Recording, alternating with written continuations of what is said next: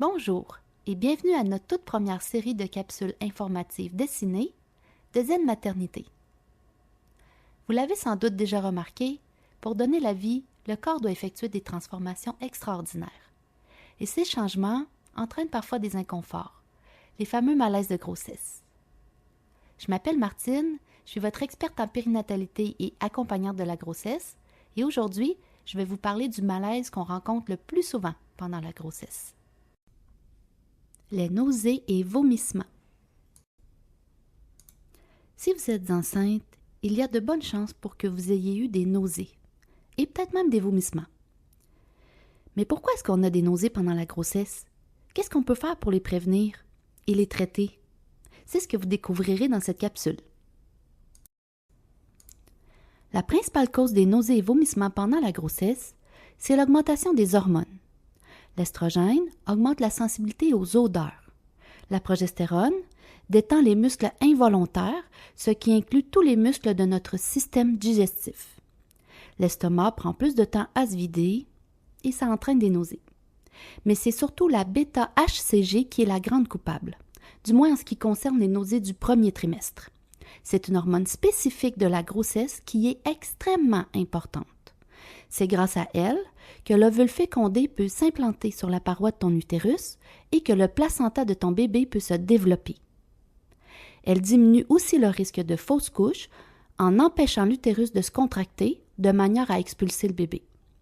Elle empêche le système immunitaire de rejeter l'embryon, même si pour lui, il s'agit d'un corps étranger. La bêta-HCG stimule aussi la glande thyroïde à augmenter la production de ses propres hormones qui, elles aussi, aident à maintenir la grossesse et à prévenir les fausses couches. Finalement, c'est cette hormone qui t'a permis de savoir que tu étais enceinte.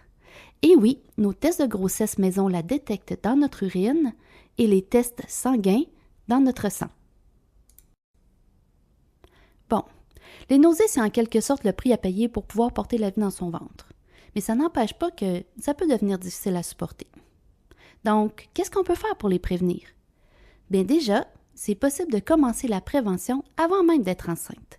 Et oui, on a certaines études qui suggèrent que commencer des suppléments d'acide folique avant la grossesse peut contribuer à réduire les nausées pendant la grossesse. On vous a d'ailleurs possiblement déjà recommandé cette vitamine car on l'utilise dans la prévention de certaines malformations. L'acide folique, c'est une vitamine du groupe B, la B9. Vous pouvez choisir de la prendre sous forme de comprimé et c'est facile de s'en procurer parce qu'elle est en vente libre sur les tablettes. Mais si vous préférez vous la procurer à travers vos aliments, voici une petite liste d'aliments faciles à trouver et à consommer régulièrement qui sont riches en folate, c'est-à-dire la forme naturelle de la vitamine B9.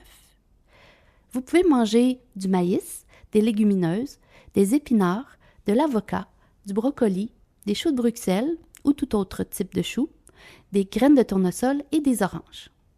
D'autres aliments en contiennent parce qu'on a ajouté de l'acide folique à leurs ingrédients. La farine, le pain, les céréales, les pâtes alimentaires enrichies en sont des exemples. L'avantage des folates par rapport à l'acide folique est que la forme naturelle est mieux absorbée par le corps. L'inconvénient par contre est qu'il est plus difficile de s'assurer d'en avoir un apport suffisant à tous les jours. Tant qu'à être dans le sujet de l'alimentation, voici tous les petits trucs et astuces qui peuvent vous aider dans la cuisine. Tout d'abord, évitez d'avoir l'estomac vide ou trop plein.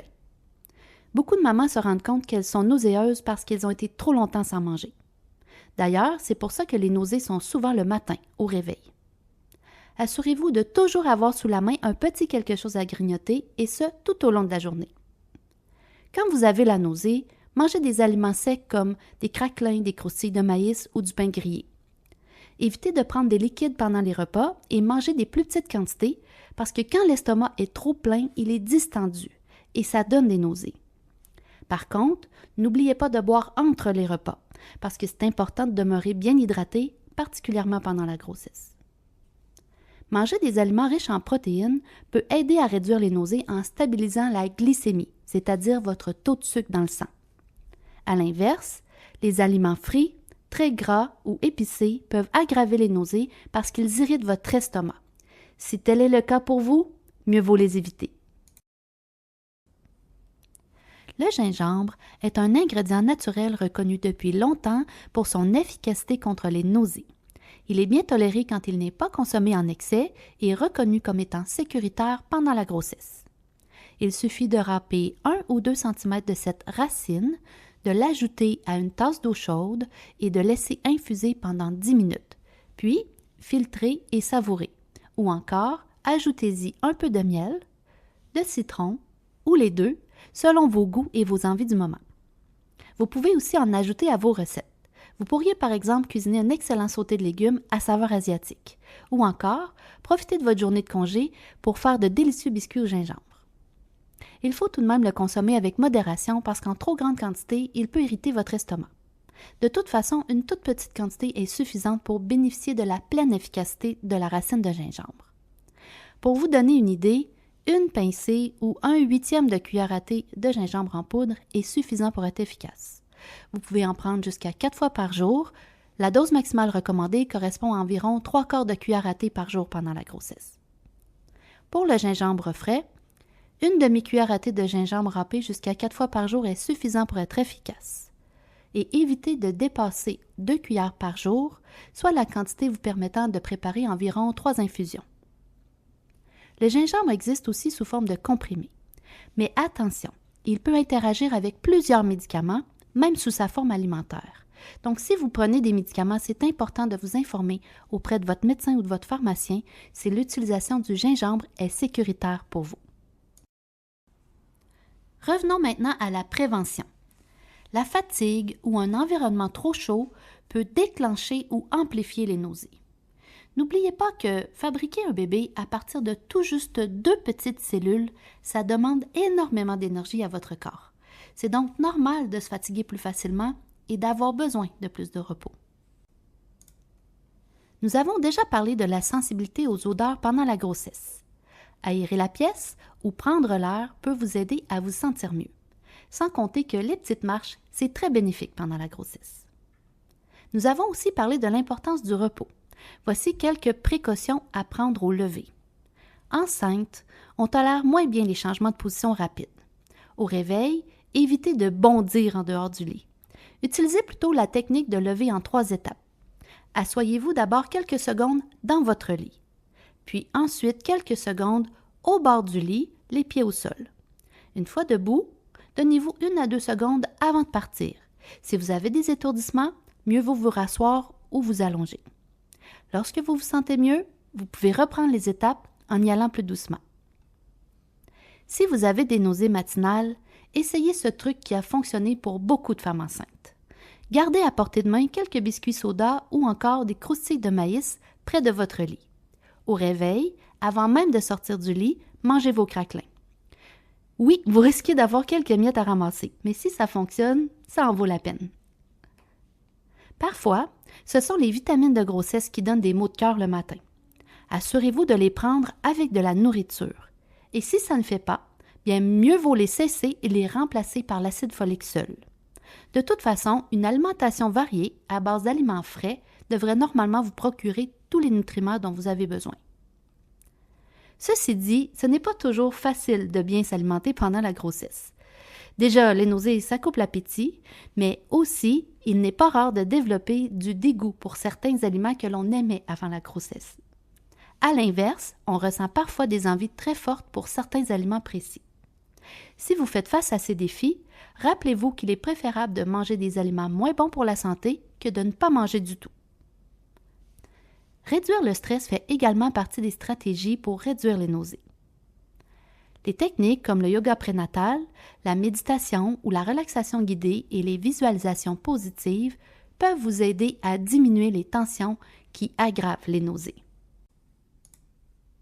Le bracelet d'acupression est un dispositif non-invasif conçu pour soulager les nausées en stimulant un point spécifique d'acupuncture, le P6.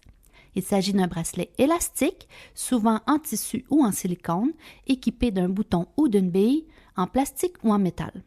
Ce bouton exerce une pression continue sur le point P6, un point situé sur la face intérieure de l'avant-bras.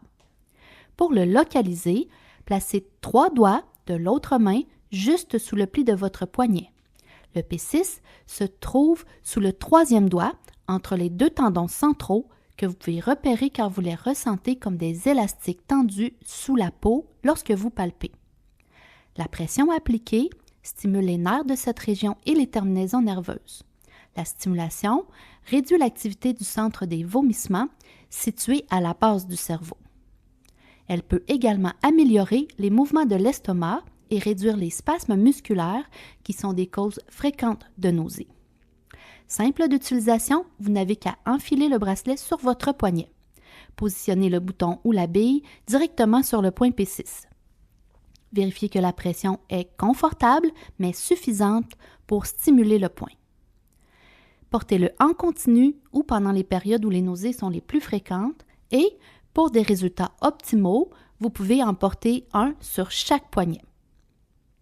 Le soulagement dépend de la précision du placement. Il est donc possible de devoir faire des ajustements si vous n'obtenez pas les résultats souhaités. Le bracelet est une bonne solution pour vous si vos nausées sont légères à modérées. En cas de nausées plus sévères, vous pourriez choisir d'avoir recours à l'acupuncture, car elle permet une stimulation plus précise, plus profonde et plus personnalisée des points d'acupuncture. Elle peut traiter les nausées tout en abordant d'autres déséquilibres et malaises de la grossesse, comme l'anxiété, l'insomnie et la fatigue. Et une seule séance permet souvent d'obtenir un soulagement durable. J'aimerais porter à votre attention que dans notre imaginaire collectif, les produits naturels sont souvent perçus comme étant des traitements doux et sans risque. Par contre, plusieurs plantes peuvent avoir des effets toxiques sur notre corps. Pendant la grossesse, mieux vaut procéder avec prudence. Assurez-vous de bien vous informer avant de choisir un traitement. Dans cette capsule, je vous présente différentes solutions naturelles pouvant être utilisées dans le soulagement de vos nausées et les précautions que vous devez respecter pour vous assurer d'en faire un usage sécuritaire. En homéopathie, la substance brute est diluée à des niveaux extrêmement élevés pour éliminer toute toxicité. La dilution 5-CH permet un soulagement de symptômes physiques comme les nausées. CH signifie dilution centésimale ou 1/100. Donc, chaque étape de dilution consiste à mélanger une part de substance active avec 99 parts de solvant, ce qui nous donne une concentration de 1%. Le chiffre devant le CH indique le nombre de fois consécutives que le processus a été répété. Au Canada, les produits homéopathiques sont réglementés par Santé Canada. Le numéro de produit naturel NPN confirme que le produit répond aux normes de sécurité, d'efficacité et de qualité. 2 produits homéopathiques peuvent vous aider à soulager vos nausées pendant la grossesse, le Nux vomica et le Sepia officinalis. Le Nux vomica est idéal pour les troubles digestifs liés au stress et à l'irritabilité, tandis que le Sepia officinalis convient mieux aux nausées associées à la fatigue et à un épuisement émotionnel. Il est recommandé de prendre 5 granules jusqu'à 3 fois par jour au début, puis de diminuer les apports à mesure que vos symptômes s'améliorent. Il faut éviter de manger juste avant la prise et attendre 15 minutes après avoir laissé les granules fondre sous la langue avant de boire ou de manger. À l'opposé des produits homéopathiques, les huiles essentielles contiennent de très fortes concentrations des principes actifs des plantes qui entrent dans sa composition. Voici 3 raisons pour lesquelles son utilisation lors du premier trimestre est généralement déconseillée. Le premier trimestre est la période la plus critique de développement pour le fœtus. Certaines molécules présentes dans les huiles essentielles peuvent traverser le placenta et se rendre au bébé. Certaines huiles peuvent induire des contractions utérines, ce qui augmenterait le risque de fausse couche. Puis finalement, le manque de données scientifiques nous appelle à la prudence. Il y a peu d'études sur le sujet parce qu'il est difficile de faire des études pendant la grossesse sans compromettre la sécurité des participants. Au 2e et 3e trimestre, mieux vaut éviter de les utiliser si vous avez des problèmes de santé connus, si vous avez une pression artérielle élevée ou si vous avez des antécédents de fausse couche. Si vous souhaitez les utiliser, voici les précautions à respecter pour en faire un usage sécuritaire. Il est toujours préférable de consulter un spécialiste avant de débuter l'utilisation. D'en faire un usage seulement à partir du deuxième trimestre et de respecter les dosages recommandés tout en limitant l'usage à de courtes périodes. Elles sont à utiliser par voie externe seulement, donc évitez de les avaler. Elles doivent être diluées dans une huile végétale comme l'huile d'amande douce ou l'huile d'olive avant d'être utilisées sur la peau et en évitant d'en appliquer sur le ventre. La concentration recommandée est de 1%. Pour obtenir cette dilution, ajoutez une goutte d'huile essentielle à 5 ml d'huile végétale. En inhalation, appliquez 1 à 2 gouttes sur un mouchoir et respirez doucement pendant 3 à 5 minutes et évitez tout contact direct avec la peau ou les muqueuses. En diffusion, ajoutez 3 gouttes à une demi-tasse d'eau, puis diffusez dans une pièce aérée pendant 10 à 15 minutes, pas plus de 3 fois par jour. Pour le soulagement des nausées, vous pouvez utiliser l'huile de citron ou l'huile de gingembre. Mais attention, certaines sources parlent de l'huile de menthe poivrée, mais il n'est pas sécuritaire de l'utiliser pendant la grossesse. Si la menthe poivrée ne peut être utilisée sous sa forme extrêmement concentrée d'huile essentielle pendant la grossesse, vous pouvez tout de même profiter en toute sécurité de ses propriétés antinauséeuses en la consommant sous forme de tisane. Dans le processus d'infusion, ces composés actifs sont libérés en quantité contrôlée et faible, mais tout de même suffisante pour être efficaces. La mélisse est également un excellent choix. Vous apprécierez certainement son goût léger et rafraîchissant, légèrement citronné. L'un des avantages de la tisane est qu'elle ne contient pas de caféine. Voici les précautions générales pour les tisanes pendant la grossesse. Évitez les mélanges inconnus. Assurez-vous que la tisane ne contient pas d'herbes potentiellement dangereuses pour la grossesse. Misez sur la qualité. Privilégiez des plantes de qualité biologique pour éviter les résidus de pesticides ou contaminants. Consommez avec modération, soit 1 à 2 tasses par jour d'une même tisane ou 2 à 3 tasses par jour au total si vous utilisez des tisanes variées. Si vous buvez plusieurs tasses par jour, il est préférable d'alterner les plantes. La diversification vous permettra de bénéficier d'un spectre plus large de bienfaits sans excès. Écoutez votre corps et si vous ressentez un inconfort ou des effets inhabituels, réduisez la consommation et consultez votre professionnel de la santé. Le magnésium est un minéral essentiel qui peut aider à réduire les nausées pendant la grossesse en agissant sur plusieurs mécanismes. Il joue un rôle clé dans la régulation des contractions musculaires, y compris celles de l'estomac. Il a aussi un effet apaisant sur le système nerveux central en réduisant la stimulation de la zone à la base du cerveau qui contrôle les nausées et les vomissements. Les niveaux de magnésium peuvent diminuer en cas de stress ou de fatigue, des facteurs qui aggravent déjà les nausées pendant la grossesse. Le magnésium a aussi des propriétés anti-inflammatoires qui peuvent réduire l'irritation de l'estomac, un autre déclencheur des nausées. Il contribue à stabiliser la glycémie ou votre taux de sucre dans le sang en prévenant les variations rapides qui amplifient les nausées pendant la grossesse. Finalement, l'augmentation de la quantité de sang dans votre corps due à la grossesse peut causer des symptômes comme des vertiges et des nausées. Le magnésium aide à réguler les effets de ces changements en améliorant la circulation sanguine. Pendant la grossesse, la dose nécessaire est d'environ 350 mg par jour, incluant le magnésium provenant de l'alimentation. Une surconsommation de magnésium, surtout sous forme de complément, peut provoquer des effets indésirables tels que des diarrhées ou des crampes abdominales. Typiquement, l'apport moyen provenant de l'alimentation chez l'adulte se situe entre 200 et 300 mg par jour. C'est pourquoi un supplément de 200 mg par jour est généralement suffisant et peut contribuer non seulement à améliorer vos nausées, mais aussi à soulager d'autres symptômes comme les crampes musculaires, la fatigue, l'irritabilité et les troubles du sommeil. Si vous préférez augmenter vos apports en magnésium via l'alimentation, voici une petite liste d'aliments qui vous permettra de le faire. Les épinards, le chou kale, l'avocat, les légumineuses, les graines de tournesol et les amandes, les céréales et le chocolat noir. Ces aliments vous sont familiers? Effectivement, ce sont pratiquement les mêmes que ceux que nous avons vus comme source de folate, la vitamine B9. Un autre supplément alimentaire reconnu pour son efficacité contre les nausées est la vitamine B6. Il fait d'ailleurs partie des ingrédients du médicament qui est le plus souvent prescrit en première intention pour le soulagement des nausées pendant la grossesse. Vous en avez peut-être déjà entendu parler, il s'agit du diclectin. Donc, si vos nausées sont incommodantes, mais qu'elles ne vous empêchent pas de fonctionner pendant la journée, vous pourriez choisir d'essayer la vitamine B6 seule en premier. La dose thérapeutique se situe entre 40 et 75 mg par jour. Il est recommandé de ne pas dépasser 100 mg par jour pour éviter les effets indésirables.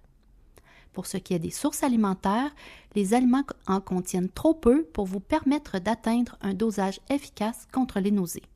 Cependant, ils peuvent tout de même contribuer à prévenir les carences. Petite note ici, valable pour tous les suppléments alimentaires. Si vous prenez des vitamines prénatales, vérifiez la teneur de la vitamine que vous souhaitez ajouter pour vous assurer de prendre les doses qui vont vous procurer un soulagement sans vous causer des effets indésirables importants. Si vous avez des vomissements une fois ou quelques fois par jour, assurez-vous de compenser les pertes de liquide en buvant de l'eau régulièrement tout au long de la journée. Des petites gorgées fréquentes, par exemple toutes les 5 à 10 minutes, procurent une meilleure réhydratation que de boire un grand verre d'eau au complet.